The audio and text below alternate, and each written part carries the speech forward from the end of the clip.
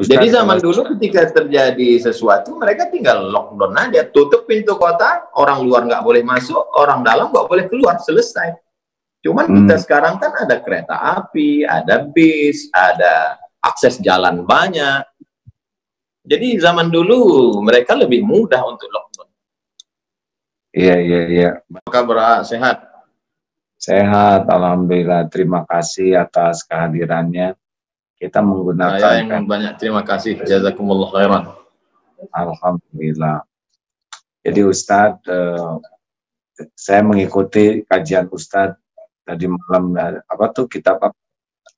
Risalah Qusairiyah.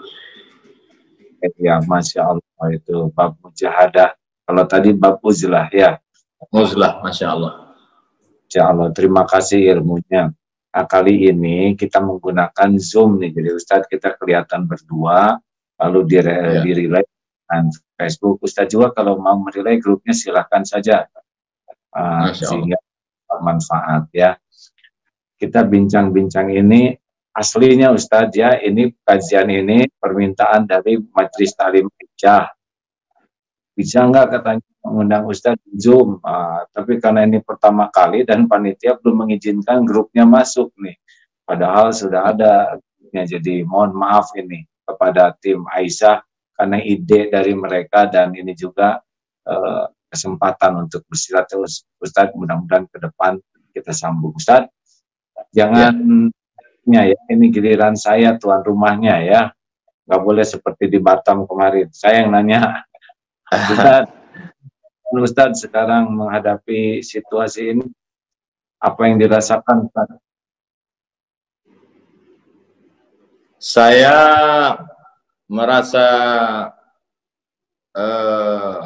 merasakan apa yang dirasakan sahabat-sahabat panitia yang lama mempersiapkan, seperti di Banten sampai membuat umbul-umbul untuk menyambut kajian tausiah, tiba-tiba batal. Itu yang saya rasakan, itu yang berat saya rasakan. Bagaimana perasaan mereka, kawan-kawan, sahabat-sahabat, itu yang membuat saya sedih. Mudah-mudahan Allah mengganti kesedihan mereka dengan amal soleh. Niat mereka sudah sampai. Ya pasti nggak dirugikan Ustadz oleh Allah, karena niatnya sampai, ikhtiarnya sampai, ridho kepada takwa juga akan menjadi soleh ya. Amin. Lalu melihat ini Ustadz, apa yang terpikir dan berat Ustadz nih, wabah yang kian hari kian memberat ini? Bahwa kita mengalami seperti yang dialami tadi. Kebetulan sholat Isya saya baca ayat A'udzubillahi minasyaitonirrajim.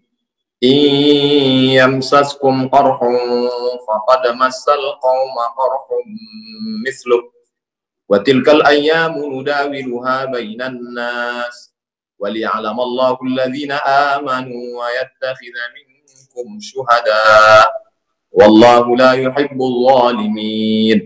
Artinya kalau sesuatu pernah menimpa kamu, maka sesungguhnya pernah juga menimpa orang-orang sebelum kamu.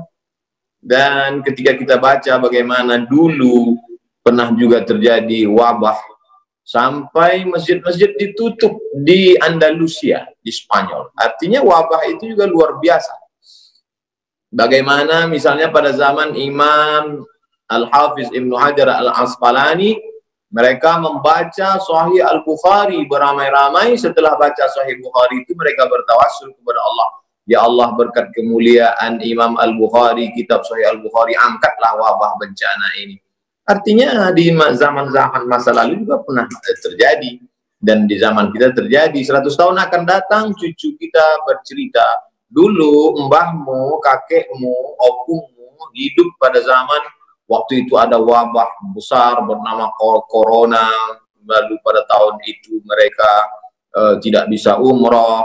Nah, jadi kalau kita bercerita sekarang zaman ratusan tahun silam juga terjadi. Artinya kalau kita tahu bahwa orang juga mengalami beban yang sama, jadi kita tidak merasa oh kita aja yang kena ini. Enggak juga, mungkin lebih kurang begitu. Allah. Masya Allah. Terus dengan adanya kegiatan yang sekarang harus di rumah ini, kegiatan Ustadz apa aja di rumah nih? Kesibukannya? Kalau boleh share, berbagi, kita tidak fokus pada yang sedang kita alami, cobalah untuk memikirkan, mengalihkan fokus ke sesuatu yang lain. Jadi kita tidak, karena kalau kita fokus terus, kita buka Instagram ceritanya corona, kita buka TV ceritanya corona, kita keluar telepon ceritanya corona, coba kita beralih ke yang lain, maka kita mengkaji kitab setiap malam, stasiun-stasiun menuju Allah Subhanahu wa Ta'ala. Bagaimana kita melangkah dari jahat, dari khamar, dari zina, dari riba menuju taubat, dari taubat kita mujahadah, dari mujahadah kita ke uzlah. Jadi saya kira Gim, Kiai Haji Abdullah Gim Nastiar juga malam ini mengajak kita untuk piknik, untuk jalan-jalan. Mungkin kita tetap di rumah, tapi pikiran kita yang diajak berjalan. Alhamdulillah malam ini kita bisa bersilaturahmi. Goyang begitu. Iya, dia ikut piknik juga. Masya Allah. Nah, jadi ini apa? Dari pagi berjemur, olahraga, gimana kan biasa sibuk jadwal ceramah. Sekarang jadi sibuk, selain ceramah di medsos ini, streaming. Saya kebetulan tahun lalu di bulan yang mirip, mendekati bulan yang sama. Kalau sekarang kita bulan Maret, kalau dulu bulan April kalau nggak salah. Bulan April itu saya sudah lockdown.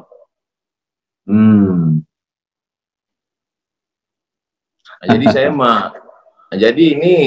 jadi saya sudah April 2019 itu bagi saya itu sudah apa namanya, itu sudah gladi, sudah gladi lockdown.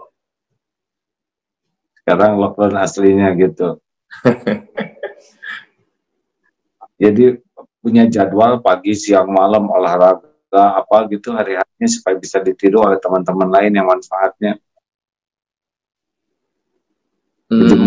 Seperti biasa, matahari, berjemur, jalan, kemudian menulis, membaca, persiapan untuk streaming malam. Dan waktu itu berjalan, akhirnya sekarang sudah tanggal 20, sampai lupa tanggal 29. Yang video pertama kita share, saya Abdul Somad mulai tanggal 16 Maret tidak mengisi tausiah karena mengikuti instruksi dari pemerintah untuk tidak berada di tempat keramaian, untuk tidak. Akhirnya dari tanggal 16 kita tetap jalan, tetap enjoy, tetap tidak stres. Dan sudah setengah bulan ini tanpa terasa ya. Iya, baik. Alhamdulillah. Ustaz, sementara ini kita dengar juga ada beberapa polemik tentang ke masjid, berjamaah di rumah. Ya. Apa Ustaz? Jadi kita diposisikan pada kalimat meninggalkan masjid. Kalimat meninggalkan masjid itu yang melukai hati kita. Padahal sebenarnya kita sedang berpindah dari satu sunnah ke sunnah yang lain. Jangan dikatakan, kenapa kita meninggalkan masjid? Bukan begitu. Kita sedang pindah dari sunnah ketika aman dengan sunnah Rasulullah ketika sedang dalam masa wabah. Dalam masa aman, sunnahnya adalah memakmurkan masjid. Dalam masa kondisi sekarang, sunnahnya adalah kita lebih memilih keselamatan. Maka yang kita lakukan sekarang ini juga adalah sunnah. Kata Nabi SAW, firra minal majzum, firaraka minal asad. Larilah engkau dari orang yang terkena penyakit menular, seperti engkau lari dari singa. Jadi hari ini kita sedang melarikan diri dari orang yang terkontaminasi penyakit seperti larinya dari singa. Ini juga sunnah. Jadi kalimat ini besar pengaruhnya, Kiai Haji Abdullah Gimnastiar. Jadi pemilihan kata itu saya lebih memilih menggunakan bahasa daerah. Di Riau mungkin lebih familiar tuna di rumah. Tuna di rumah, stay at home. Mungkin bahasa Sundanya apa itu? Menetaplah di rumah. Cicing di rumah. Nah, jadi Cicing. Ini jawaban yang indah ya. Kita bergerak dari satu sunnah ke sunnah lain. Ada yang mengucapkan gini, Ustadz, saya sih jangan takut oleh virus. Kami tidak takut oleh virus, tapi takut kepada Allah, sehingga tetap memaksakan untuk ke masjid. Bagaimana pendapat Ustadz tentang perkataan itu? Kami tidak takut ke virus, kami hanya takut ke Allah. Itu satu sisi ada sombongnya. Kita bisa masuk dalam takbur. Kalau sampai kita, ini kan beda virus dengan singa kan, yang satu kelihatan, yang satu enggak kan. Seandainya ini kebun, mohon maaf, kebun binatang, singanya lepas. Iya kan? Singanya lepas. Lalu kemudian ada satu orang dilarang sama Pak RW, mas, jangan keluyuran. Lalu dia mengatakan, saya hanya takut pada Allah. Tidak takut ke singa gitu ya.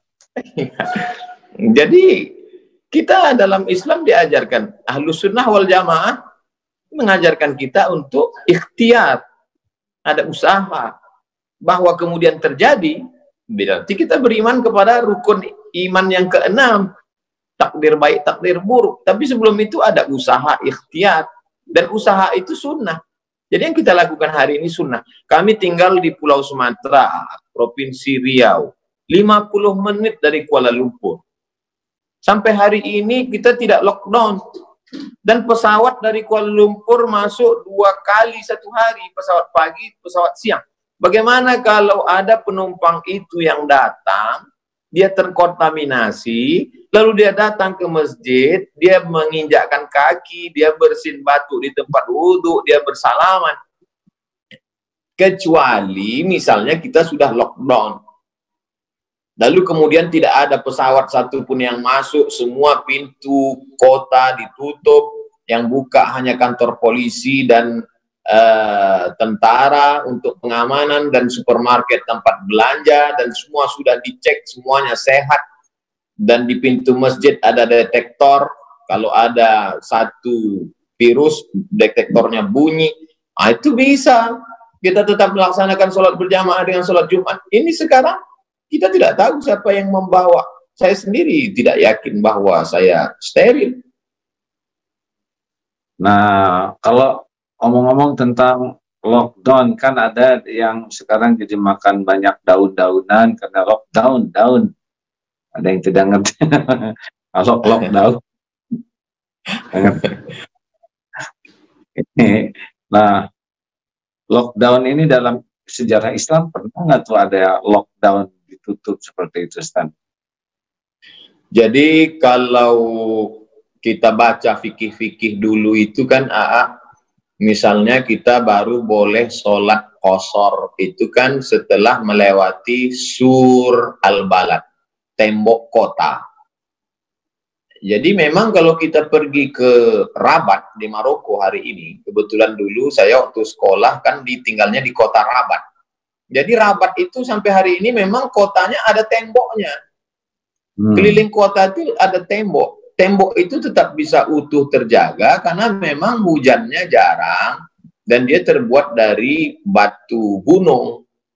Jadi ketika zaman dulu kalau terjadi wabah suatu kota, itu pintu tembok itu ditutup rapat sehingga orang luar tidak masuk dan orang yang di dalam tidak keluar, karena kota itu ada temboknya. Dan kota Al-Madinah Al-Munawwarah dulu juga kalau kita bisa kita browsing, Coba cari gambar Madinah zaman dulu. Itu ada temboknya keliling.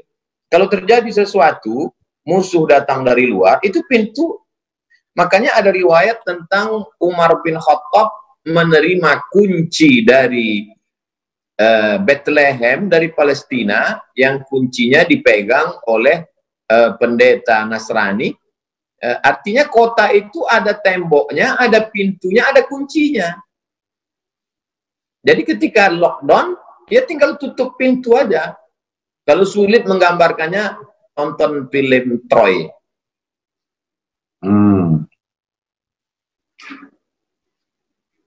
Film Troy? Ya, jadi, kebayang. Ini sudah pernah terjadi juga yang seperti ini, jadi tidak. Ya. Ustaz, jadi zaman dulu ketika terjadi sesuatu, mereka tinggal lockdown aja, tutup pintu kota, orang luar nggak boleh masuk, orang dalam nggak boleh keluar, selesai. Cuman kita sekarang kan ada kereta api, ada bis, ada akses jalan banyak. Jadi zaman dulu mereka lebih mudah untuk lockdown. Iya. Baik. Alhamdulillah. Selanjutnya nih pertanyaan, enak paling enak bagiannya satu sama ya. Saya waktu di Batam, Ustadz habis-habisan nanya saya nggak bisa berkelit. Sekarang Ustadz harus jawab ya, janji. Terima kasih. Lalu Ustadz nih, ini kan antara keyakinan, ada Jabariyah, ada Qadariyah, ada Ahlus Sunnah wal Jamaah. Sekarang ini bisa kelihatan nggak yang berpaham Jabariyah atau mereka semau-maunya saja pindah-pindah keyakinan ini? Yang selama ini mengaku Ahlus Sunnah, mulutnya berkata Ahlus Sunnah, justru sekarang bisa kelihatan dia Jabariyah. Artinya tidak ada, ya udah terserah aja lah, mau mati matilah. Kalau Ahlus Sunnah tidak begitu. Ahlus Sunnah, Allah kasih kita ikhtiar, Allah kasih kita al-kasbu, ada usaha. Kalau Qadariyah ekstrim, dia berkata tidak ada takdir. Tapi saya sampai hari ini masih ada ikhtiar usaha. Andai terjadi juga, disitulah kita baru bisa berkata, dari mulut kita berkata, qadarullah, ini sudah takdir Allah SWT. Tapi bahwa hari ini kita mendengar Majelis Ulama mengajarkan kita, Kementerian Agama untuk menggulung karpet, kemudian Majelis Ulama mengajak menutup, bahkan tadi saya baca berita Sekjen MUI mengajak pemerintah untuk lockdown. Itu salah satu dari usaha, salah satu dari ikhtiar, salah satu dari al-kasbu, menunjukkan kita Ahlus Sunnah wal Jamaah, kita berpegang pada sunnah, kita bukan kelompok Ahlul Bid'ah. Ahlul Bid'ah waktu itu kan Jabariyah, Murji'ah, Qadariyah, Syiah, Mu'tazilah, keluar dari Ahlus Sunnah. Kita berpegang kepada sunnah Rasulullah SAW. Jadi jangan ragu-ragu untuk menyempurnakan ikhtiar, ihris ala ma yanfa'uk wasta'in billah wala ta'jaz. Itu saja, bersungguh-sungguh manfaat. Jazakumullah khairan.